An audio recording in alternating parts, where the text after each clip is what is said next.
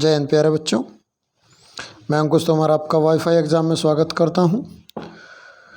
आप लोगों को अवगत करा दूं कि ये जो आपके सामने स्क्रीन पर क्वेश्चन आया हुआ है, ये हमारे ऑफलाइन कोचिंग सेंटर पर कल मंडे अर्थात 5 अप्रैल से ऑनलाइन एग्ज़ाम का अरेंजमेंट किया गया है, जिसके पीडीएफ का सॉल्यूशन मैं आपको कराने जा रहा हूं। और ये डेली ऑनलाइन एग्ज़ाम होंगे 15 अप्रैल तक। उनका सॉल्यूशन यहाँ आपको सभी क्वेश्चंस का मिलेगा, यानी कि लगभग आपको 250 क्वेश्चन का सॉल्यूशन यहाँ इम्पोर्टेंट क्वेश्चंस का सॉल्यूशन मिलेगा। और जो बच्चे चाहते हैं कि वो भी इस एग्ज़ाम को दे, तो मुझे टेक्स्ट कर सकते हैं मेरे नंबर पर और व्हाट्सअप कर ले मुझे, तो अपनी मेल आईडी के थ्रू आप उसे एक्सेस कर सकते हैं, जैसा कि हमारे सभी बच्चे कर रहे हैं। आप भी कर सकते हैं अपनी बेहतर तैयारी के लिए। चलो खैर, ये सब चीज़ें हमने अपने ऑफलाइन कोचिंग सेंटर पर अरेंज किया है। अब उसका सॉल्यूशन यहाँ कराने जा रहा हूँ, क्योंकि क्लास में रिवीजन क्लासेस चलती है, तो उसका क्लास में नहीं कराता, तो यहाँ सॉल्यूशन कराने जा रहा हूँ। तो आप सभी जो ऑफलाइन कोचिंग के छात्र हैं वो भी, और साथ ही जो ऑनलाइन जुड़े हुए हैं मुझसे, वो भी इन क्वेश्चन को कीजिएगा। ज़्यादा से ज़्यादा साथियों के साथ शेयर कीजिए, और भाई वीडियो अच्छी लगे तो लाइक ज़रूर करना, ठीक है। और अपने सभी साथियों के साथ शेयर कर दो। चैनल को जिसने सब्सक्राइब नहीं किया है, सब्सक्राइब ज़रूर कर दें। तो क्वेश्चन नंबर फर्स्ट से अब स्टार्ट करते हैं। आप देख सकते हैं, ये कह रहा है कि निम्न में से कौन मात्रक वाट के तुल्य नहीं है, यानी कि पावर की यूनिट के इक्विवेलेंट नहीं है।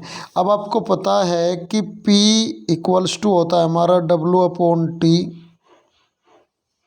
या मैं आपको बता दूं P इक्वल्स टू होता है VI या I²R, या हमारा V²/R। अब आप इन सबको देखोगे तो W/T से फर्स्ट यूनिट आ गई जूल पर सेकंड होती है, VI से आ गया एम्पियर वोल्ट, ये भी होती है, और I²R से आ गया हमारा एम्पियर स्क्वायर ओम। तो बचता है फिर हमारा लास्ट का ऑप्शन एम्पियर पर वोल्ट। ये वॉट के इक्विवेलेंट नहीं है, तो ऑप्शन आ जाता है फर्स्ट का हमारा डी। चलिए नेक्स्ट क्वेश्चन को देखिए। नेक्स्ट क्वेश्चन में आपसे पूछता है कि भैया भाखड़ा नांगल बांध के आधार पर गिरने वाले पानी का जो टेम्परेचर होगा, शिखर के टेम्परेचर से क्या होगा। यानी कि हाइट से, डैम से पानी गिर रहा है तो उसकी हाइट से बेस पे गिरता है, तो टेम्परेचर क्या होगा, कम होगा, ज़्यादा होगा, या इक्वल रहेगा। तो यहाँ आपके सामने 4 ऑप्शन है। मैं आपको बता दूं कि जो हाइट पे रहने की वजह से उसमें पोटेंशियल एनर्जी होती है, वो किस में चेंज हो जाएगी, टेम्परेचर में चेंज हो जाएगी, और उसका टेम्परेचर क्या हो जाएगा, इंक्रीज हो जाएगा।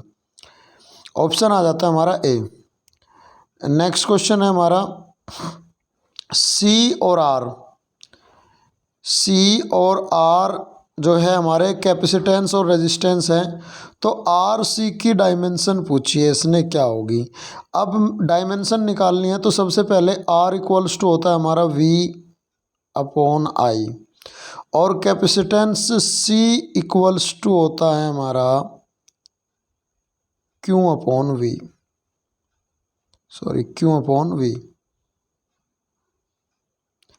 तो यहाँ V से V कैंसिल हो गया, और Q इक्वल्स टू होता है IT और अपॉन I। तो I से हम I कैंसिल कर दें, तो डायमेंशन बचती है ओनली T की, डायमेंशन बचती है आपकी ओनली T की। सो R और C की जो डायमेंशन T की फॉर्म में बचती है, वो आपका ऑप्शन होता है B, M0, L0 और T। ऑप्शन आ जाता है हमारा क्वेश्चन नंबर 3 का T। नेक्स्ट क्वेश्चन, चलिए क्वेश्चन नंबर 4। ये कह रहा है हमारा कि भाई 3 फोर्स 50 न्यूटन, 30 न्यूटन और 50 न्यूटन के फोर्स क्या कर रहे हैं, एक वस्तु पर वर्क करते हैं। तो वस्तु क्या होगी। देखो, कभी भी 3 फोर्स जो है किसी भी ऑब्जेक्ट को, किसी भी बॉडी को बैलेंस नहीं कर सकते, बैलेंस नहीं कर सकते तो बैलेंसिंग फोर्स ये नहीं है हमारे, तो बैलेंसिंग फोर्स नहीं है तो रेस्ट में नहीं होगा, ना ही यूनिफॉर्म मोशन से चलेगा, ना वो इक्विलिब्रियम में रहेगा, वो चलता है हमारा, वो चलता है यूनिफॉर्म एक्सीलरेशन से। ऑप्शन आ जाता है डी। किससे चलता है? यूनिफॉर्म एक्सीलरेशन से। मूविंग विद एन एक्सीलरेशन, वो किसी एक्सीलरेशन से चलेगा क्योंकि उसमें त्वरण आ जाएगा असंतुलित बलों के कारण। अनबैलेंस फोर्सेस की वजह से क्या आ जाता है हमारा? एक्सीलरेशन होता है, तो ऑप्शन आ जाता है डी। चलिए नेक्स्ट क्वेश्चन देखिए। नेक्स्ट क्वेश्चन आपका है, ये कह रहा है P तथा P प्लस क्यू एवं P माइनस क्यू के बीच के परिणामी के बीच, एक्चुअली ध्यान देना, एंगल बिटवीन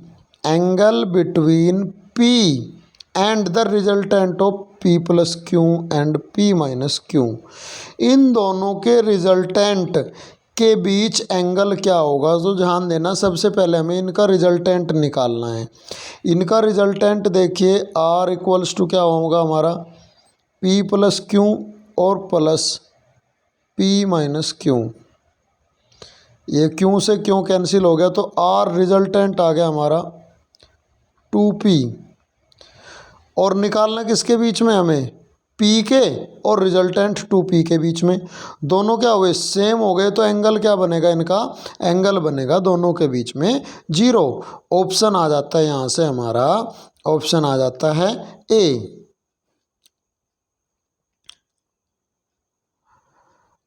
नेक्स्ट क्वेश्चन, ये कह रहा है thermodynamics law of first law of thermodynamics is a special case of, ये ऊष्मागतिकी का प्रथम नियम किसकी एक विशेष स्थिति है? ये क्लियर सी बात है, ये हमारा ऊर्जा संरक्षण के नियम की एक विशेष स्थिति है। फर्स्ट लॉ में ऊर्जा संरक्षित रहती है, एनर्जी कंजर्व रहती है, तो ऑप्शन आ जाता है आपका B, law of conservation of energy. Next question आपका है, ये कह रहा है किसी वस्तु के लिए औसत वेग, एवरेज वेलोसिटी और एवरेज स्पीड का जो न्यूमेरिकल मान का जो रेशियो है वो सदैव average velocity to the average speed का रेशियो पूछा है। तो भैया ये रेशियो हमेशा लेस देन इक्वल्स टू 1 होता है, क्योंकि डिस्प्लेसमेंट हमेशा छोटा होता है डिस्टेंस से। तो वेलोसिटी में डिस्प्लेसमेंट ट्रेवल होता है और स्पीड चाल में दूरी डिस्टेंस ट्रेवल होती है। वेग में विस्थापन और दूरी में चाल में दूरी ट्रेवल होती है, और विस्थापन हमेशा छोटा होता है या बराबर होता है, इसलिए इनका रेशियो भी क्या होगा? छोटा होगा या बराबर होगा 1 के। तो ऑप्शन आ जाता है यहाँ से हमारा बी। ऑप्शन क्या आ जाता है यहाँ? बी। नेक्स्ट क्वेश्चन पे चलते हैं।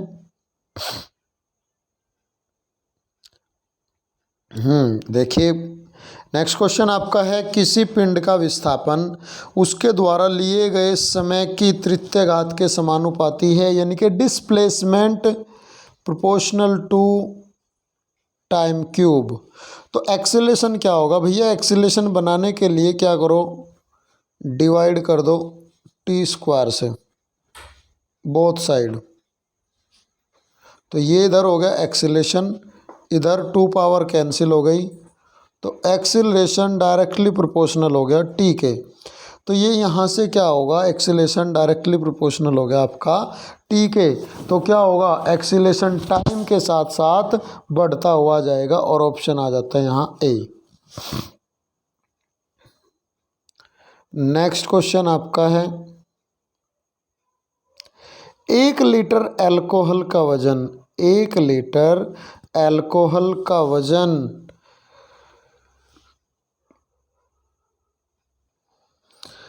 देखिए बेटा क्या होता है, गर्मियों में जो होता है अल्कोहल का एक्सपेंशन होता है। 1 लीटर अल्कोहल का वज़न पूछा है, तो आपको ये मैं बता दूं कि गर्मियों में अल्कोहल फैलता है, एक्सपेंशन होगा, तो उसकी वजह से क्या होगा? वॉल्यूम बढ़ा, वॉल्यूम बढ़ेगा तो डेंसिटी क्या हो जाएगी? कम हो जाएगी, डेंसिटी वॉल्यूम इंक्रीज होगा, आयतन बढ़ेगा तो घनत्व क्या होगा, कम हो जाएगा। तो इसलिए गर्मियों में 1 लीटर अल्कोहल सर्दियों की तुलना में क्या होगा, कम भारी होगा। सर्दियों की तुलना में गर्मियों में कम भारी होगा। तो ऑप्शन यहाँ से आपका आ जाता है बी, क्योंकि गर्मियों में क्या होगा भाई, डेंसिटी कम हो जाएगी, डेंसिटी कम हो जाएगी तो उसका क्या होगा, वेट भी कम रहेगा। तो ऑप्शन आ जाता है बी, सर्दियों की तुलना में गर्मियों में कम होगा उसका वेट। नेक्स्ट क्वेश्चन पे चलते हैं। क्वेश्चन नंबर आपका आ गया नेक्स्ट। ये कह रहा है भाई, एक्सीलेशन टाइम ग्राफ का एरिया, एक्सीलेशन टाइम ग्राफ का एरिया क्या शो करता है। लो भाई देखो, ये एक्सीलेशन है, ये है टाइम। ये इस तरह से बनाया हमने, एरिया कवर करना है, ये ग्राफ कवर किया, ये एरिया निकालना है हमें। तो ये ट्रायंगल है और ट्रायंगल का एरिया क्या होगा हमारा, 1/2 base into height, 1/2 base into height. तो ये क्या आ जाएगा हमारा, acceleration into time, acceleration into time यहाँ हमारा आ जाता है। देखिए बेटा एक बार, ये जो हमारा एक्सीलेशन और टाइम का जो ग्राफ है, इसका एरिया क्या दिखाता है आपको, एरिया होता है हमारा 1/2 बेस इंटू हाइट, यानी कि acceleration into time. Acceleration into time अगर आपने देखा है तो v इक्वल्स टू होता है u प्लस AT, और ये इधर आ गया हमारा क्या हो जाएगा, v minus u equals to AT। इधर क्या है, AT है, तो v माइनस यू क्या है हमारा, change in velocity. v minus you क्या है हमारा, चेंज इन वेलोसिटी। तो यहाँ से ऑप्शन क्या आ जाता है आपका, ऑप्शन आ जाता है डी। नेक्स्ट क्वेश्चन देखिए।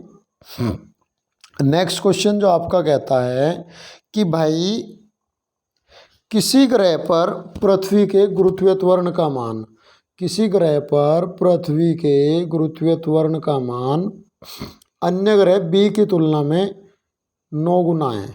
वी की तुलना में क्या है हमारा, 9 गुना है। आगे देखें क्या कहता है, यदि कोई व्यक्ति ग्रह ए की सतह पर 2 मीटर तक उछलता है, ए पर कितना उछल रहा है, 2 मीटर उछलता है, तो वह ग्रह बी पर कितना उछल सकता है, ग्रह बी पर कितना उछल सकता है। ये देखिए हाइट पूछी है। अब हमें पता है कि h इक्वल्स टू होता है थर्ड इक्वेशन से u² upon 2g, u² upon 2g। That means यहाँ से h प्रोपोर्शनल हुआ 1/g के, एक पे h1 दूसरे पे h2, g2/g1 ये हम कह सकते हैं। तो पहले पे कितना कूदता है, पहले पे कूदता है वो 2 मीटर, निकालना है कितना, h2 निकालना है कितना कूदेगा। दूसरे पे अगर g है हमारा, तो पहला क्या है उसका 9 गुना है, पहला कितना है 9/g है, तो g से g कैंसिल हो गया, तो h2 कितना आया हमारा 9 इंटू 2 18 मीटर। क्योंकि क्वेश्चन में इसने कहा है कि ग्रह बी की तुलना में 9 गुना है, ए का जो जी है एक्सीलेशन है ए का वो क्या है 9 गुना है, तो ए यानी कि 1g1 कितना है 9 गुना है g2 का, तो 9 टाइम्स हो गया। तो ऑप्शन कितना आ जाता है, ऑप्शन आ जाता है आपका यहाँ ए 18 मीटर। नेक्स्ट क्वेश्चन आपका है, ये कह रहा है भाई एक ओवर ब्रिज है, उसका ओवर ब्रिज को ऐसे ना बना के क्या कर दिया, ऐसे बना दिया, ऐसे बना दिया। तो ये कह रहा है कि यहाँ लगने वाला जो थ्रस्ट होगा, जो फोर्स होगा वो कितना होगा।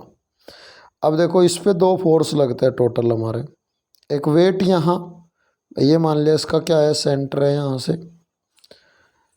ये लगा अभिकेंद्र बल mv² / r, सेंट्रीपिटल फोर्स क्या लगा हमारा mv² / r। कितना लगेगा mv² / r।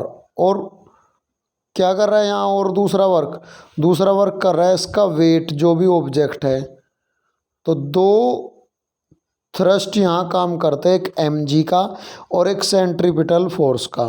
तो दो थ्रस्ट, ये कह रहा है कि लगने वाला निम्नतम बिंदु पर थ्रस्ट जो होगा, जो बल लगेगा, वो कितना होगा हमारा mv² + mg। ऑप्शन आ जाता है हमारा ए।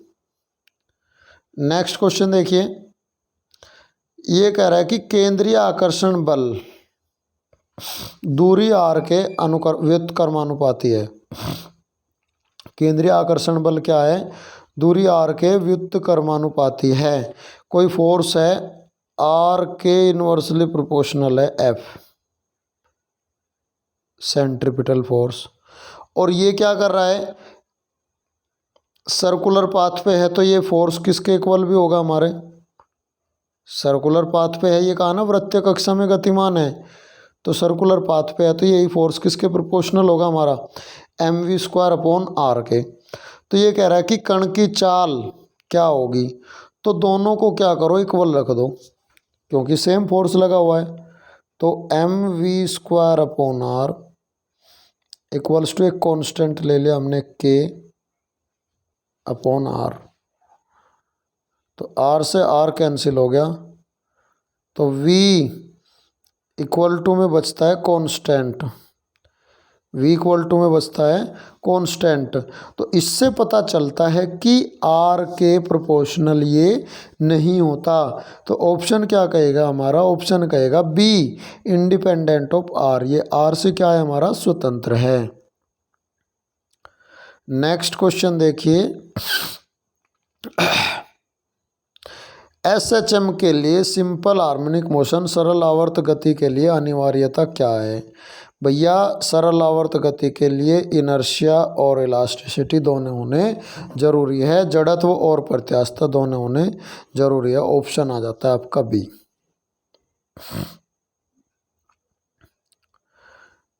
नेक्स्ट क्वेश्चन है आपका,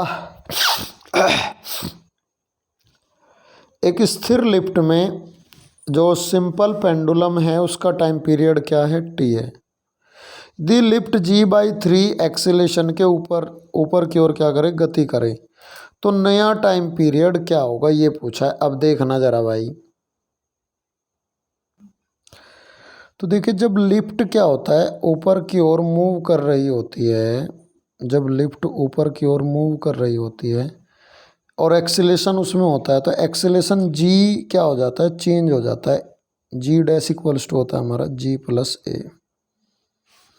तो यहाँ से हमें पता चला कि जो एक्सीलेशन इनिशियल उसमें हुआ g', वो क्या हुआ भाई, पहले तो g था और उसमें a कितना है, वो g/3 है। तो कितना हो गया, 4g/3 एक्सीलेशन आ गया उसमें। अब जो नया एक्सीलेशन हुआ 4g/3 हुआ। अब हमें t का फॉर्मूला पता है, क्या होता है, 2π√L/g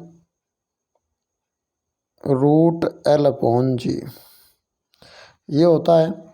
तो देखो नया t' क्या होगा, t'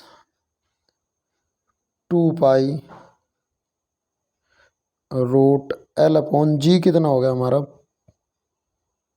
4g/3 चला गया ऊपर। तो यहाँ से 2π√L/g तो हो गया हमारा t के इक्वल, ये रहा 2π√L/g किसके हो गया, t के इक्वल हो गया। रूट में क्या बचा हमारा 3 और रूट से बाहर 4 निकल के हो गया 2। तो क्या हो गया हमारा t√3/2। और देखिए ऑप्शन आ जाता है आपका बी, ऑप्शन क्या आ जाता है, बी। ठीक है भाई, ऑप्शन आ जाता है बी। अब नेक्स्ट क्वेश्चन की ओर चलते हैं। नेक्स्ट क्वेश्चन है, n छोटी गेंदें स्मॉल बॉल्स जिनमें प्रत्येक का मास कितना है, m है, किसी सतह से प्रत्यास्थ इलास्टिक कोलिजन करते हैं u वेलोसिटी से।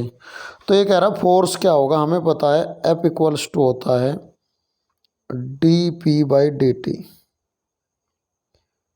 Rate of change of momentum. Momentum change कितना हुआ, mu से कोलाइड किया और इलास्टिक कोलिजन में मोमेंटम चेंज नहीं हुआ, जितने एनर्जी चेंज नहीं हुई, तो जितने से कोलाइड किया उतने से ही वापस आ गई। तो टोटल चेंज कितने का हुआ, 2mu का,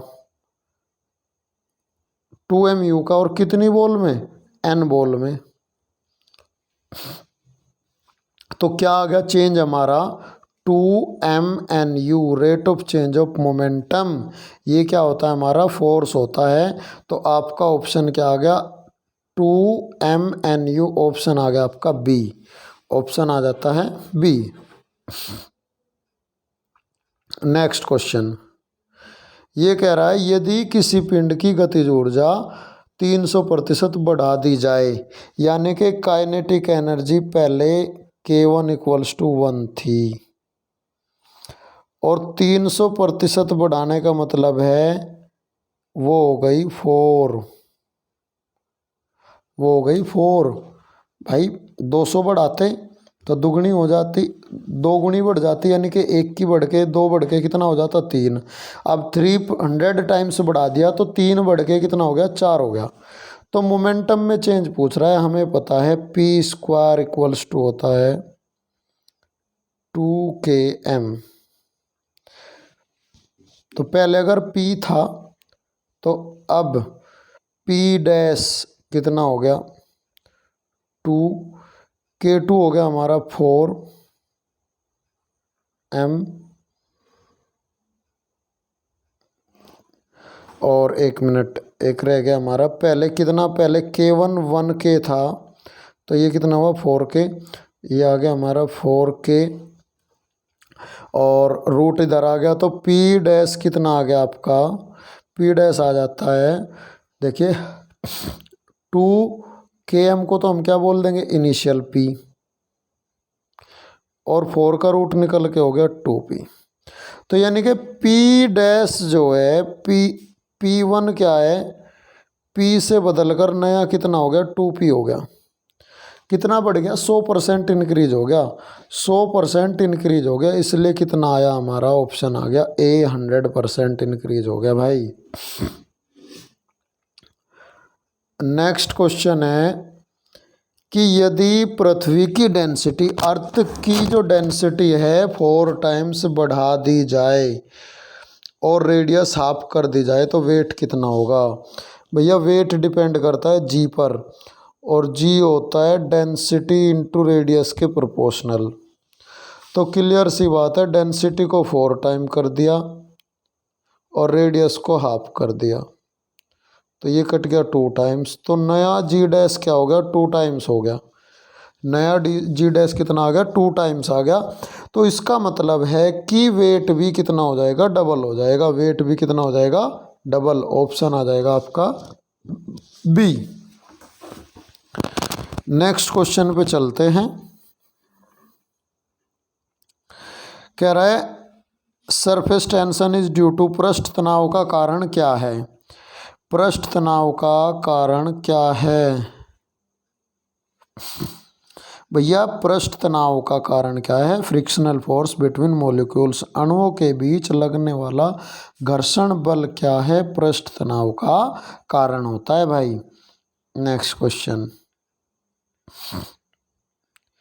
टेम्परेचर बढ़ने पर, टेम्परेचर बढ़ने पर कॉन्टैक्ट एंगल क्या होगा, टेम्परेचर बढ़ने पर कॉन्टैक्ट एंगल क्या होगा। ये आपके पास देखिए 4 ऑप्शन है, पहले क्या होगा, बढ़ेगा स्पर्श कोण, दूसरा घटेगा, तीसरा सेम रहेगा, और चौथा क्या है, पहले बढ़ता है फिर घटता है।